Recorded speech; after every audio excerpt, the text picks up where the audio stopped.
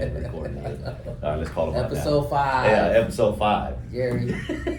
So I've been informed this is episode 5 of the Sprinkler Repair Pros podcast. 1, 2, 3, 4, 5. Yeah. For all you people like Gerry who have actually been paying attention to our podcast, thank you so much. These guys know more than I do about it. So a little bit before we get started here, first off, thank you, Gerry, for coming on this podcast. Happy to have you. Man. Good to meet you, Mike. Good to meet you, brother. Yeah. In the past, probably 2 years or so, he's really kind of come into my life at the right time and made a big impact on me, not just from the standpoint of my fitness, but health and overall wellness. So, Gerry is an entrepreneur. He's a father. He's also a grandfather. He may not look like it, but I feel like two grandchildren. I feel like he brings a really good perspective here to our podcast here. So we'll kind of get right into it, kind of ask a couple questions. We'll start with the professional side, and then we'll move on to the CrossFit gym and fitness side of it. So, Gerry, to start with, tell us a little bit about your professional career.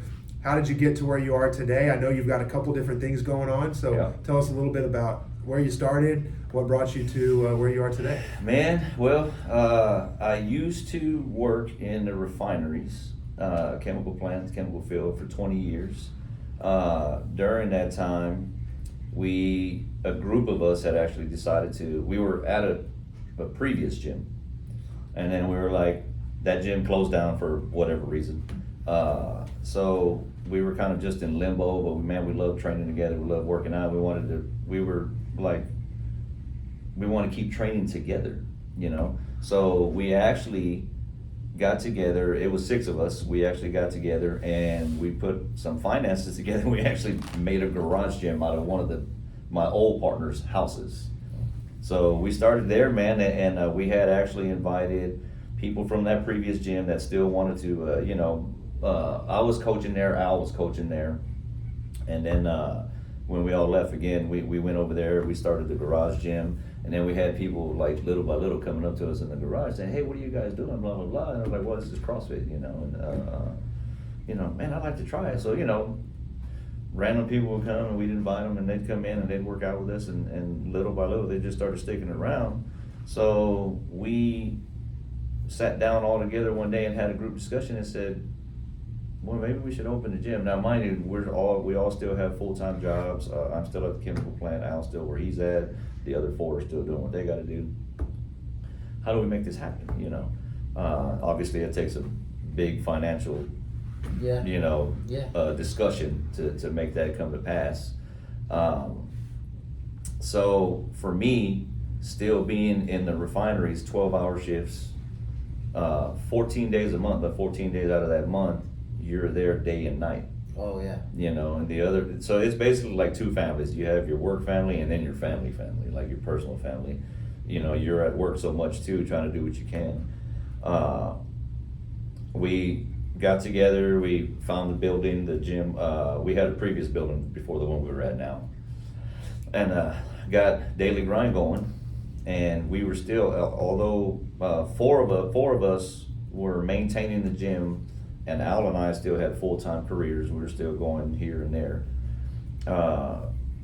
After a while, a couple years passed by, 2020 hits, and then everything goes to shit, obviously. Yeah. Everything goes to shit. Yeah. At this point, it's like, okay, what do we do now? Al and I, again, I think I said this already, it was 6 of us in the beginning. There were 6 business partners, which is a lot of cooks in the kitchen. Yeah, it's a lot. Yeah. It's a lot of cooks in the kitchen, man, and it's hard. I saw one of y'all, I think it was episode 3, when you were talking about having business partners and how hard that can be, how hard it can be if you don't have the same thought process, mentality, which way you want the company to go. It becomes a challenge, man, and unfortunately for us,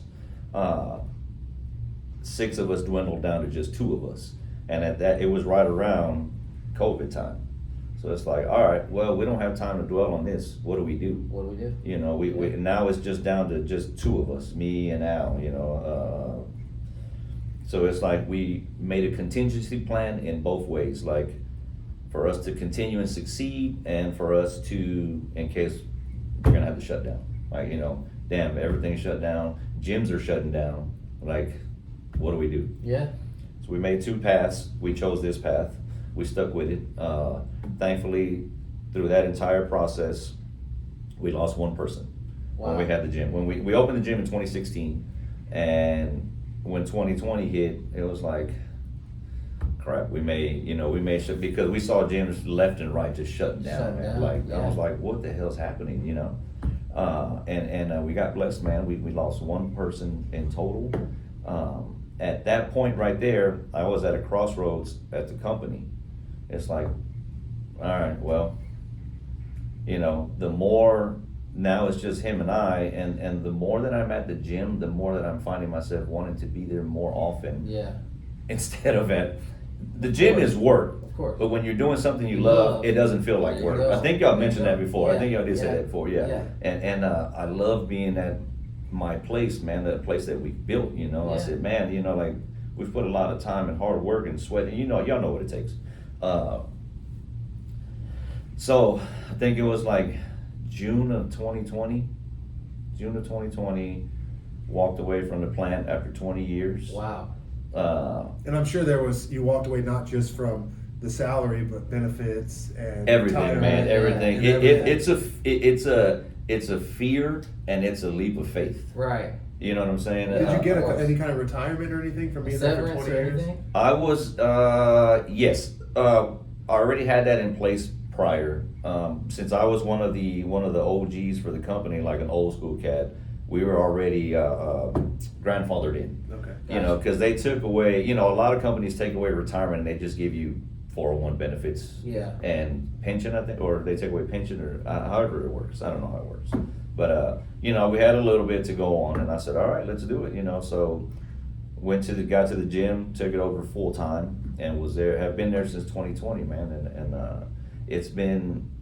it's got ups and downs like everything, man. It's Yeah. got ups and downs. Yeah. There's times where it's like, we ain't gonna make it, but it's just days, man. You have Yeah. days, Yeah. It's a part of the ride. I mean, y'all know this, firsthand. The ups and downs. You said you had in the beginning, you had more downs than you had ups. Oh, Yeah. 100%. That never goes away. That No. never goes away. No. Over time, you start getting more ups than downs, but the downs are they're never just gonna completely disappear. No.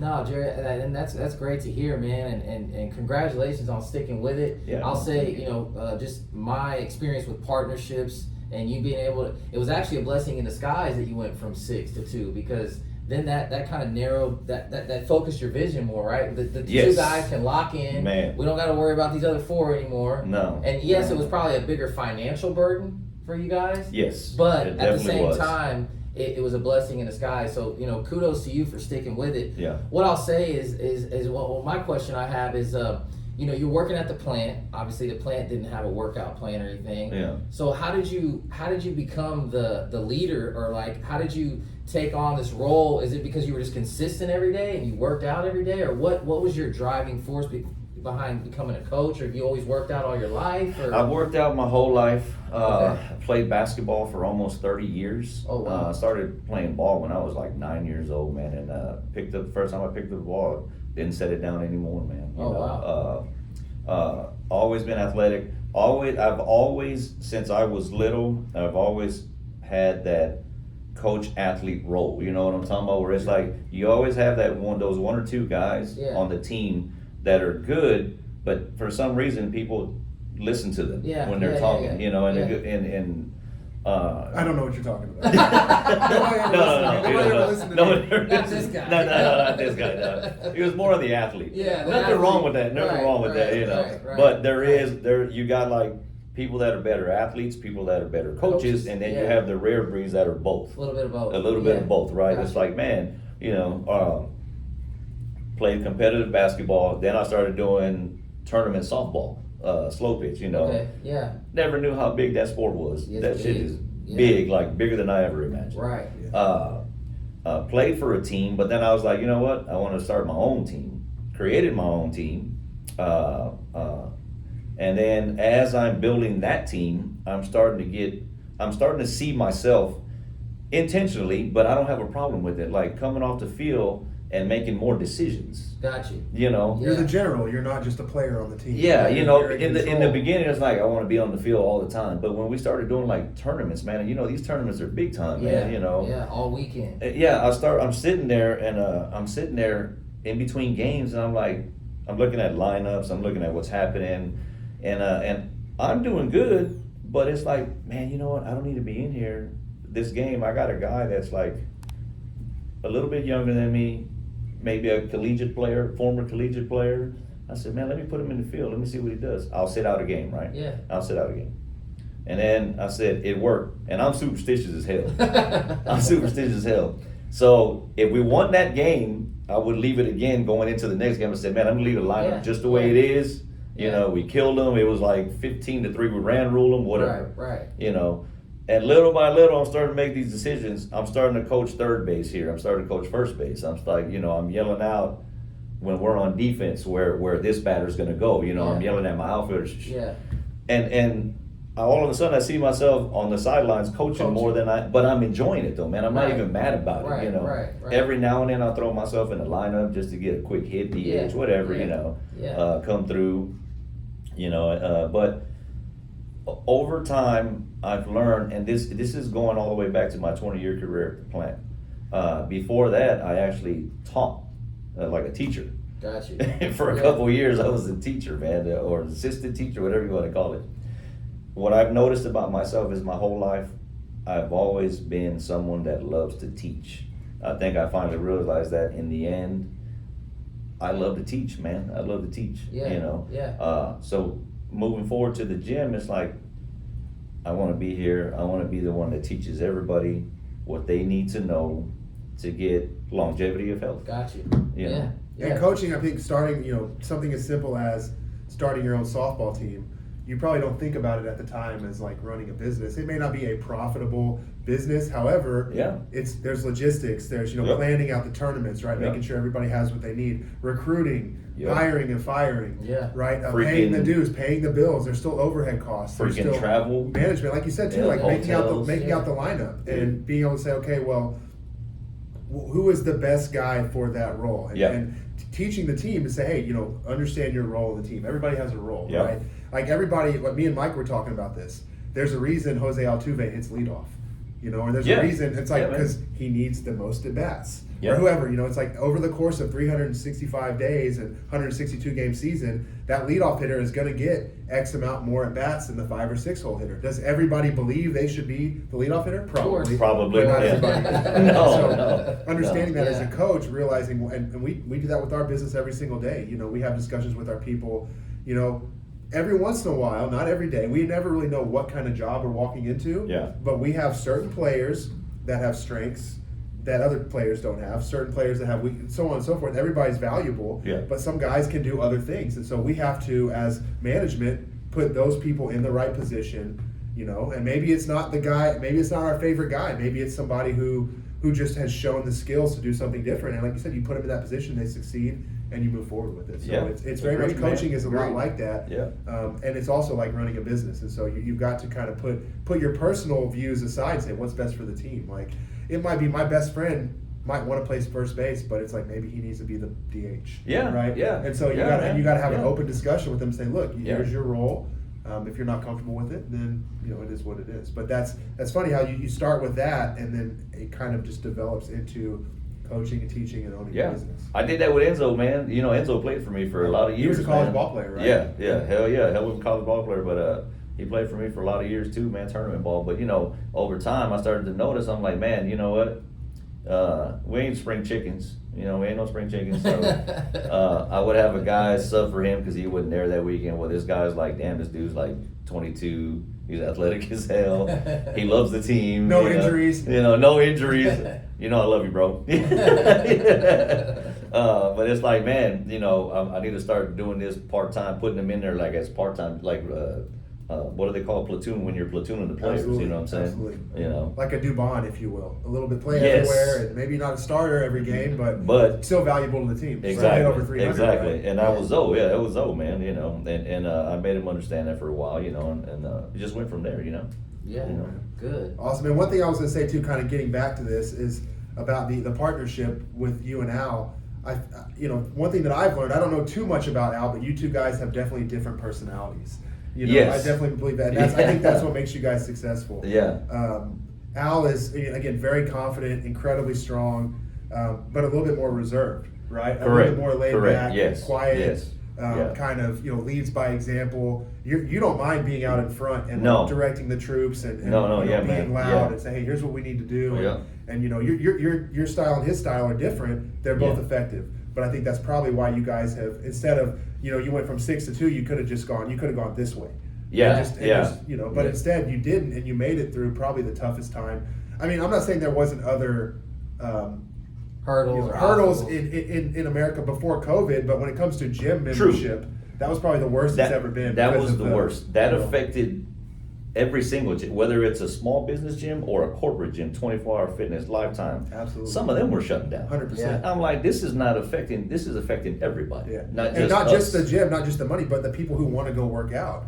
Yes. People, that's like the release. For me, that's the only time I'm not thinking about the stresses of family and work. Right. Is when I'm like doing a WOD and I can barely breathe. Yeah. But there's Yeah. something about that Yeah. because your mind is, the only thing you're focused on is the next rep and getting as far as you can. So to take that away from people, it's there's a lot of issues that could come because of that. A lot of people, they Yeah. said depression. It's not, obviously I'm not a doctor, but I've heard that during COVID, a lot of people, depression rates increased significantly because people were not able to do their routines. They weren't able Yeah. to get out and do their things. So being Oh able to man, stay open. we heard that a lot Yeah. when they started opening. We were able to open the doors back up. People coming back, but we had a lot of new people coming in. Like, I've gained X amount of pounds. I'm depressed. Like they've actually told Yeah. me this. Like, Yeah. and I would never expect that, right? Because Right. you're coming to a gym, so I don't expect anybody to give me not their life Life story, story. but I don't expect them to open up like that. Right. Which for me, I appreciate it personally, man. It's like that helps me get to know you better. Yeah. You know what I'm saying? In some sense. And it's like, man, just depressed and me and the wife are fighting or my brothers and I are fighting, my sister, whatever the case may be. I heard a lot of shit, man. I was like, hey man, you're here now, let's go. Yeah. Yeah. And I tell that to everybody. I say, hey, you know what? You're here now. Let's go. Yeah. We're gonna see what we can do. That's awesome, man. That's Yeah. good. That's very Yeah. good. That's a